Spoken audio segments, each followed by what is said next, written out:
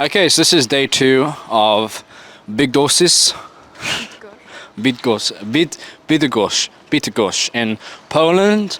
It's a very cloudy, cold, kind of, I don't know, somewhat rainy morning. I think feels like it's either going to rain or it's rained, but the air is very, very cool. But yeah, this is our last day in Bydgoszcz before we go to our next place, where we're gonna stay there for literally the night and then fly back to England. So this is basically our last day, which is kind of sad, to be fair. It's been such a fun experience, like going from Manchester to Norway to Drammen to Lufthaven to Gdansk to go to Bydgoszcz to go to our final destination. It's been so much fun traveling around. We've really, really enjoyed it. And it's been just so nice to be, one, back in Poland, and two, properly traveling again, like traveling all around, catching trains and planes and, I don't know, just exploring and also recording it, because I've really missed recording these travel videos and I'm very glad to be back. So the plan is for today to, first of all, find some pastries and some coffee because we're both starving, but hope feels a bit low blood sugar. I can't move about without eating first. It's really annoying. Yeah, so we're going to get some food, and then the plan is for today to go to this park.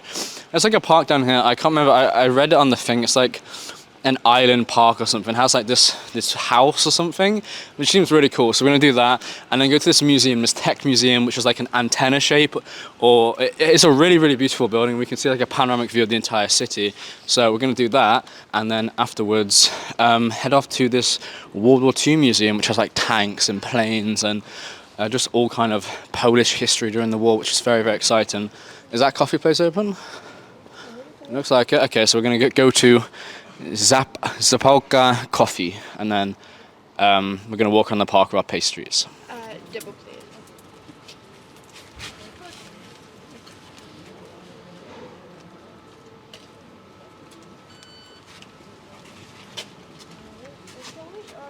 Polish please.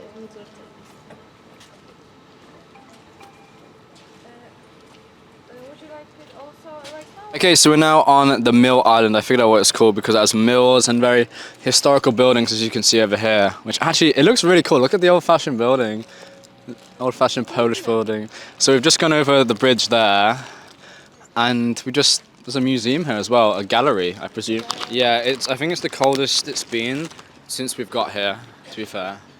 It's very dry though, considering it was like raining yesterday. I feel like it was more uncomfortable yesterday because it was like we were damp and stuff and we were tired.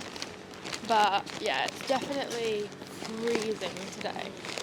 Yeah, it's just the air is so, so cold. What is this museum? I think this is a bunch of museums like to preserve the old. Oh, look at that! I wonder that is really cool over there. That's cool. What is that? I don't know. Mlini? Where Ah, yes. Nice. Makes sense. So my girlfriend just suggested, and I think she's right, that maybe mlini is like the way you say mill in Polish. So maybe this is like just dedicated to, I presume Bydgoszcz is like a very famous mill town, like a working town, you know? So you used to have water mills and just all types of different mills and farms. Yeah, look at that. If it's so like of mills, do you think it was like a really agricultural place? I think so, because I saw on one of the museums it's a very agricultural area. You know? I think it's more mills for... Not agricultural, industrial purposes? Yeah, like water mills, energy mills. I feel like we would have had that kind of... Maybe food mills as well. But this is really cool. I'm glad we came to the Mill Island. Yeah. And you can even see the river over there. I want to go up there. That looks really cool up there. Is there? I don't really be on the slide this time of year. Maybe if we come here in the summer. Apparently in the summer... That's true. But apparently in the summer, Poland's actually really, really nice. It's really pretty. It's very empty. You can tell there's not many tourists here. Because I feel like we're the only ones who are obnoxiously tourists. The rest of the people just seem like they live here, you know? Just their normal day-to-day life. You must have to go on the roof, look. Where'd you see that? Oh my god, yeah! like the people up there. It almost reminds you of like the Albert Docks, like the brick buildings in England. Yeah, a little bit. I really want to go on that slide, but I think my feet might touch the ground when I'm sat at the top. I mean, if you want to go on the slide, I'll film you. No, thank you. You might get an ass full of wet, dirty slime, but Yeah, maybe not. this is so cool though. Wow, look at the view from the distance over there. Look at all the colourful buildings. I love that about Poland. Everything's so colourful. I know it's like Norway as well. This must be an entrance for a museum, like the Mill Museum. Another school trip. I wonder if this is like a cafe or something.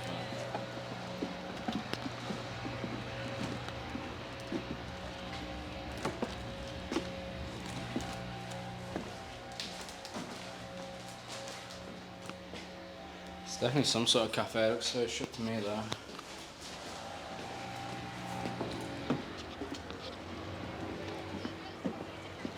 It's just so fun to be in just a random city in Poland. Don't you think, Hope?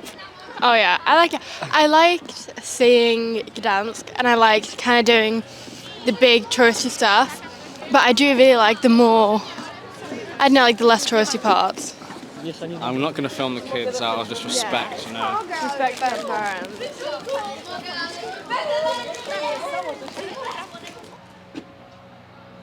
Actually, it's really cool. Do you want to go in there? I'd love to. Yeah, let's do it. Where are we, Hope, and what are we going to be doing?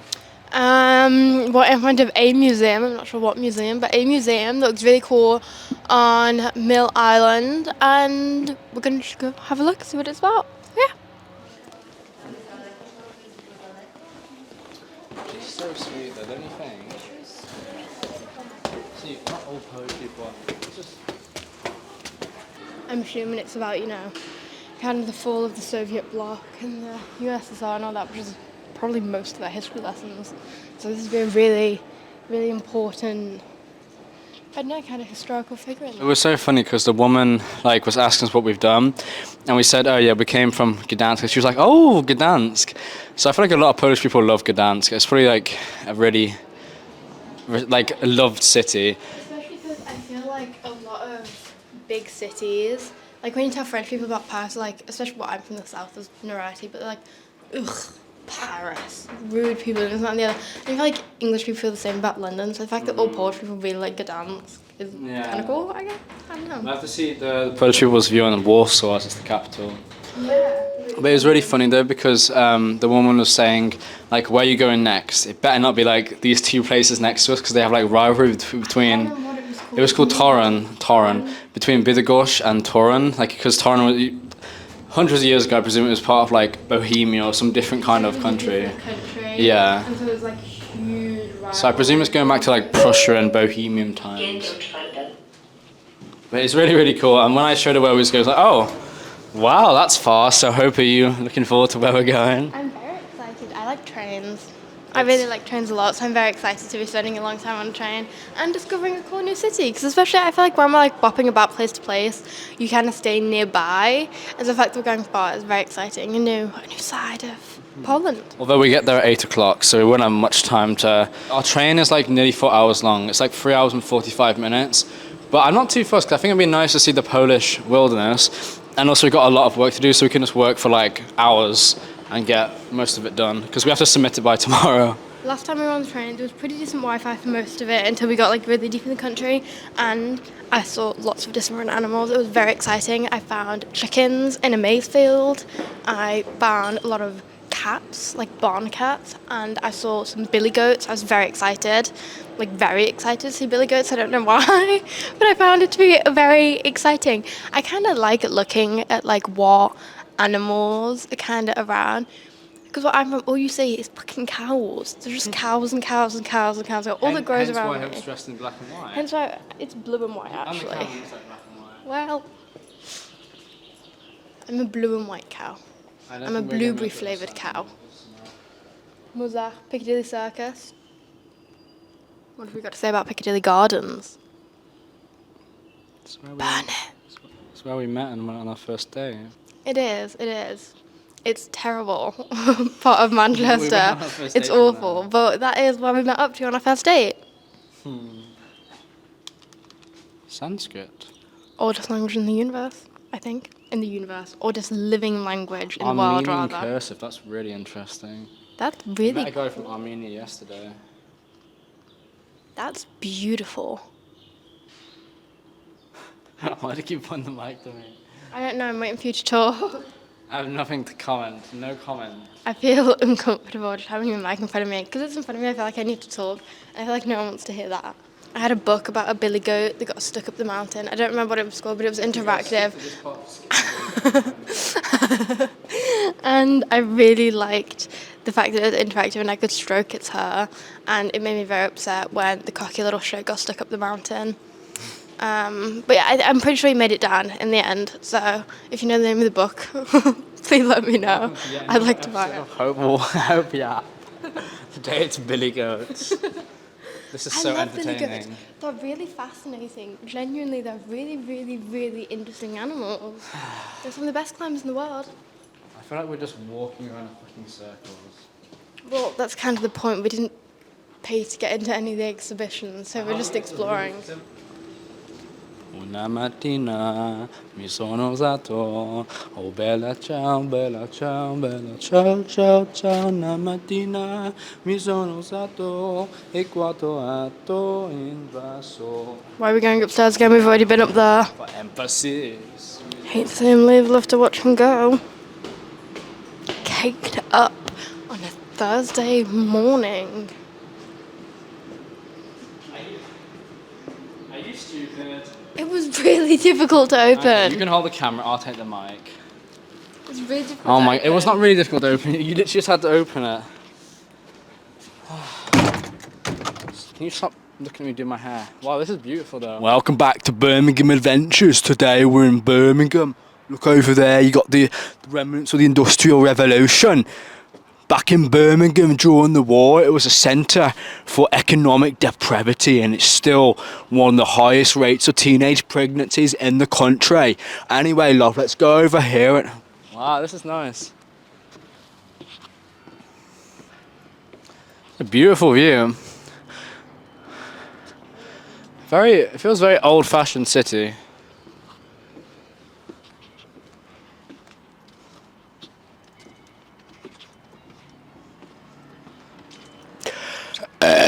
Please, sir, can I have some more? More? The boy wants more. Help. I need somebody. Help, I need somebody. Help. Help. Not just anybody. Help. I don't need someone. Help. Help! When I was younger, so no, the Beatles. Look! When I was younger, so much younger than today. Don't let me down. Smile. Oh my god, that's so embarrassing. This is so cool though. We're now in the Mill Museum, learning about the story of the city by the river to do with Bydgoszcz and its industrial legacy, its history, its kind of characteristics. It's so interesting, the division between the German, the Prussia, Bohemian, Poland and Germany. It's very, very cool. It's very interesting learning about just Bydgoszcz and steam and electricity and mills and its legacy, because going to a random city and just learning about mills and the Industrial Revolution, because I feel like a lot of people know about the Industrial Revolution in England, well, especially England since that's where it started, but coming here and learning about the Industrial Revolution in Poland and its significance for the time, the country and the development is just so interesting. Time and energy. 1774, the opening of Bydgoszcz Canal. 1841, the opening of the public bath. It's just all focused on the mill. It's so interesting. That's so interesting. Look, Wiedźliska. If you've watched my previous video in Poland, I went there because that's the most famous salt mine in Europe. So it's like south of Krakow towards the border. That's so cool. I'm having fun like a deaf man at a concert. Oh, okay. Maybe this girl wasn't as happy about as me. That would have been a nightmare trotting around trying to figure out what time it is, when to go to bed, what the hell's happening. Central European time was introduced by the German Empire. I did not know that. 1893. Interesting. Oh, this is super interesting. City development. Bydgoszcz in the mid-19th century was the second most important city of the Poznan province, a Prussian province formed from the Grand Duchy of Posen. It had about 13,000 inhabitants. And it says the population growth here from civil population, military. Little Berlin, look. See, you would never have known this. I cried throughout the whole journey. There was enough money for a house and a butcher shop, and so began my great adventure. Friday, 2nd of August, 1912. I quickly forgot about my village. Bydgoszcz is wonderful, and although it scared me a little at first, I saw more in these first few days than I've seen in my entire life. It's very noisy. Many people are rushing somewhere. Great shops and a river flows across the city. Daddy says it's a canal, which is an artificial river, but it's still much bigger than the biggest river I've ever seen, and there are trams without horses on the streets. So many life stories and histories, people growing up from kids, writing diaries, finding love, having kids. Life really is beautiful. I think about it. You're her age. You're excited about the stalks over your house, and you don't want to leave so you can see them be born. And next thing you know, there's these trams that aren't even horse-drawn. That's so futuristic at this point, and there's permanent movement and people everywhere. And it's amazing. It's from going from like a small town nature to that, and it's just it's so amazing. The fact that was like 100 years ago, I really love it. I think it's very human. It's a universal thing. Like the people we see. Like we was looking at the photos over here, especially this one of like the children here. This photo was taken in 1918 during the Second World War, and you got to think that kid there is probably like 8 or 10, and he would have grown up to have kids and grandkids and found his love and died and maybe travelled around or maybe been killed. And this guy here is probably in his 30s and he's someone's great-great-grandfather in like photo books or diaries. It's fascinating how every picture really tells a story. Like there's no such thing as like there's no such thing as I don't know. There's always history in everything. History is fundamental to the human experience. It's what makes us us. Because without history, we're nothing. All the inventions, all the people who've created great things, it's all because of the people before us and the legacy of humanity. It's fascinating. This is the source of development and prosperity. Bydgoszcz Water Junction. It's so beautiful, just coming to museums like this. I think it just really grounds you in humanity, You can get so disconnected from it in your day-to-day life. When you look at pictures of it's like that kid there at the market with her mum and dad, it makes you realise that humans are humans throughout history. And it's very easy to get disconnected from that. Like that guy's giving a side eye, like I would be filming, Some guy's taking a photo in 1971 of a vegetable market store. The kid's very curious, but the man's like, oh my God, that guy's taking a photo. It's universal, Maybe... Just like the people that were giving us side eyes when we were taking pictures. Exactly. It's like universal. It's beautiful. Like the diaries of the what's it called? The young girl who's like Hope said, had gone to this new massive city and oh my God, it's trams about horses and it's so lively and she's so excited about a bike. It's like modern, like humans are humans, and I think humans are so beautiful. It's an incredible human experience. The chance that we have one life. Forget all the hatred and all of humanity's issues. We're fundamentally here to experience life and the pleasures and the joys and the hardships and just everything. I think it's very incredible. It's just such a beautiful experience to go around museums and to have good food, to live a good life, to meet people, I don't know, I think it makes you more appreciative of life as a whole. And I think what I mean, 19... it's a special age for all generations, and it means drastically different things. your mum at 19, my mum at 19. My mum was just like becoming a nurse and traveling about. My granddad would have been, my dad's dad would have been, if he was born in 1917, he would have been what? How old was that? That's 1917 plus 1936, he would have been what? 19? Yeah, I think so. We're pretty doing the maths wrong. But he would have been 19 in 1936 at like the start, beginning of the Second World War, like the build up to it. It's crazy how his life would have been, like 19 would have been the start of his life, but also the start of like a crazy thing. And then he would have gone off to war in the Navy in the Pacific. And it's crazy, like my life compared to at 19, compared to his, where he would have gone to Liverpool to serve in the Navy and met my dad's mom, who, life is fascinating. It's so beautiful, you know. I think once you appreciate the small things, the world becomes a much nicer place and a beautiful place at that, you know. I love that. The 21st century will be the ecological age, or it will not be at all. After ruining the earth for hundreds of years, we're now returning to fixing it, you know.